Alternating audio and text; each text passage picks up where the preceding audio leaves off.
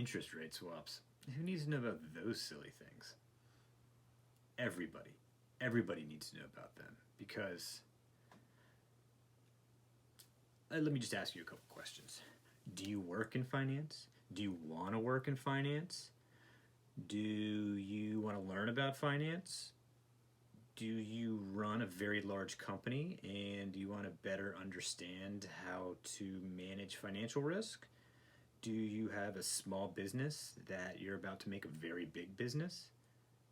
Do you want to sit on the board of directors at some time? If you answered yes or no to any of those questions, then sit on back and take a quick ride with me to a little magical place I like to call swaps. Oh, won't you take me to Swappy Town? Interest rate swaps are contracts where, as the name explicitly states, you're swapping interest rates with somebody else. Boom! Thanks for watching. So you probably will enter into one of these because you have a variable rate loan and you don't want interest rates to rise on you because that's going to make your payments potentially skyrocket. And you're not likely in the business of interest rate speculation. You want to know exactly how much your payments are going to be so you can manage your business around that.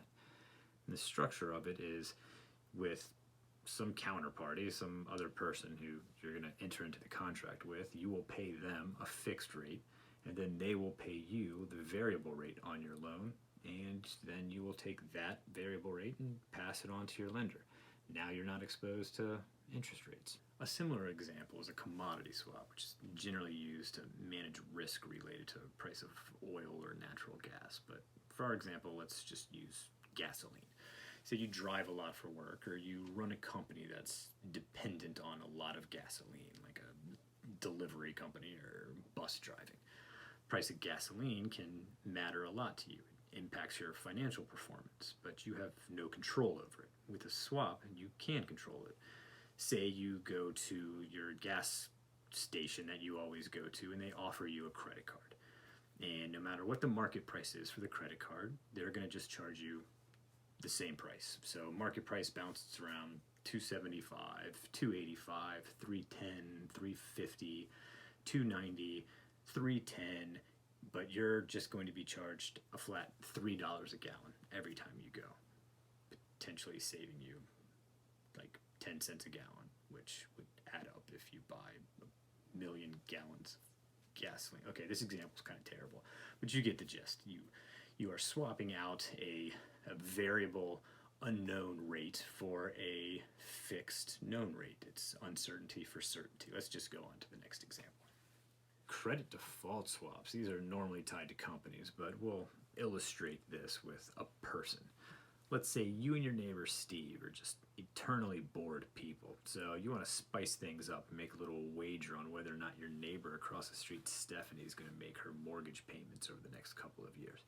And you don't think Stephanie's going to make her payments because you're judgmental. And Steve is always willing to take the other side of a bet. So you guys come to an agreement where you will give him $10 a month. Every month she makes a payment. But if she doesn't make a payment, he'll give you $1,000. In effect, he is vouching for Stephanie's creditworthiness and her ability to pay off her loan. In good times, these can make a lot of money, as AIG once showed us. But we won't talk about the bad times. Hopefully, though, Steve is managing or pricing that credit risk accurately. So, there you go. You have learned in the past few minutes what interest rate swaps are, commodity swaps, and credit default swaps. You're essentially swapping out an unknown for a known. And now it's time for you to take this newfound knowledge and go out into the world and drop it on other people. And if you happen to have any questions, let me know. Oh, won't you take me to Swappy Town?